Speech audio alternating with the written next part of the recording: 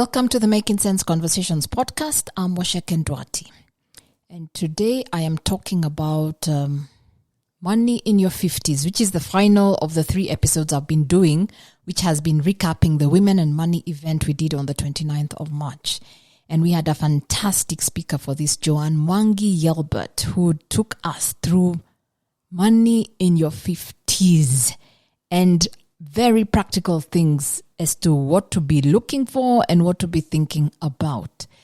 So you're in your 50s. If you have not done the calculation for how much money you should have, you must sit and do it and face that number. Whilst earlier you could look at a plan, you could look at 5 years, which is still important that you should look at a plan, but now face the figure. If you have kids in college, exactly how much will it cost to take them through the 4-5 years they are in college? Exactly how much are you going to put aside for emergency medical? Exactly how much does your mortgage have? Exactly how much do you need for your enjoyment? Because as she told us, the rainy day is here. In the 30s, we're talking about a rainy day will come. So in your 30s, it's so easy to think that a rainy day will not come. But in your 50s, the rainy day is actually here. So be aware, how much money should you have? And start reworking things so you can make room for that money. Where should your money be? Not stuck in land that you're never going to develop. Not stuck in a new venture that you don't understand. Your money should not be stuck in debt. If you have any debts here, it is debt directly related to something that is generating a return or generating an income. Personal debt, debt on a car, debt on your clothes, debt on a holiday is just a no-go zone at this age completely. And even in the debt on investments, you have to be extremely careful. Or a business, you have to be extremely careful about it. Because cash is so king. Your ability to have money that you can access is so key in this stage of life. That emergency fund, and this is not just for the 50s. Everybody should have an emergency fund. And the range of emergencies here is wide and varied. Your parents could get sick. You could get sick. You could lose your income. So many things could be an emergency. So there has to be a fund for emergency. Do not play around with your health insurance. Get good health insurance. Investigate exactly what that insurance is covering. As we've said, the rainy day is here, or it could rain any day. If you're not seeing the rain, it's just that it's drizzling. So you need the right insurance. But with that, you've got to be completely taking care of yourself. You eat healthy at all costs. Some things that are healthy will cost you a bit more, but you need to be eating them. You need to be moving. You need to be in that gym. You need to be running. You need to be walking. You need to be having a physiotherapist, not as a when I get hurt, but because that is just part of your maintenance routine as a 50-year-old. So just critically look at what will you have? What do you need? What are the anticipations going to be there for the next 10 years, 20 years? How do you mitigate them? That's why we talk about you can do the best financial plan, but if you're eating badly and it's going to lock you up in hospital, then you don't have the right insurance. It's a waste of time. So look critically at that. And when you look critically at what you need, you can start putting boundaries. You need to put boundaries with your kids. How much money are they going to keep extracting from you? By now, your kids are old. Some have finished college. Some should be working. But a lot of people make this mistake where they're still using their retirement savings or their hard-earned savings and investments to pay for their kids' responsibility. I know people who have put their kids in apartments they own, so the kids are not paying rent. What is that costing you? It's costing you that 40,000-50,000 shillings you could be earning for rent. You need that 40,000, 50,000 shillings. Let them go and live within their means and find a place to live. Yeah, so those are boundaries. And if you're supporting them through college, it's so college so that they can get a job after. So be very, very clear. This was never a lifetime commitment. Your commitment legally ended the time your kids turned 18. Anything you're doing that is actually extra. They are young adults and it's time to do the work. If you've not taught them to be responsible, this is the time to just let them go and hope they fly. Okay? There's boundaries with husbands, boyfriends, or significant others. And I loved what Joanne said here. Is your significant other aiding or destroying your financial life? And be very clear what they are doing. And if they are not aiding it and have been destroying it, again, boundaries need to be put in place.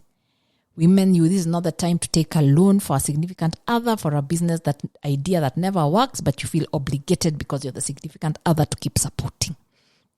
That is coming at your expense. You are probably going to outlive, as far as statistics are concerned, at least outlive. So this is a time to properly evaluate that and what boundaries need to be put in place. In your 40s, we covered that no matter what, whether you are the income earner or not, having money that is yours independently is not a choice. It is not a luxury. As a woman, it is not a luxury. So here is, are the significant others aiding or are they destroying? And there are many, many examples as well when people have aided. They have built investments together. And when I say investments together, they are also legally owned together, that you have access to, that you have decision making to as well. And you can rely on legally for support for yourself.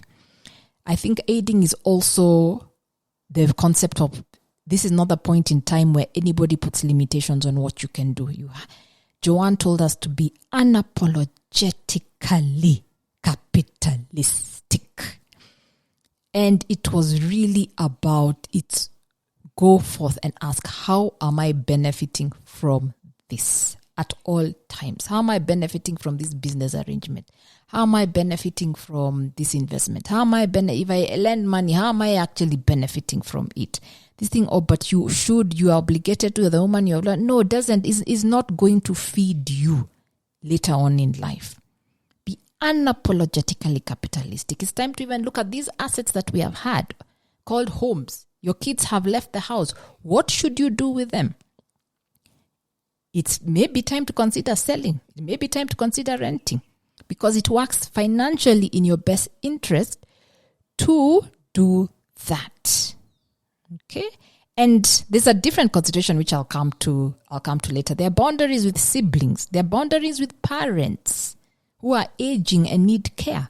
But again, it's to what extent? To what level are you able to do that? Have you communicated to what extent you are able to do that?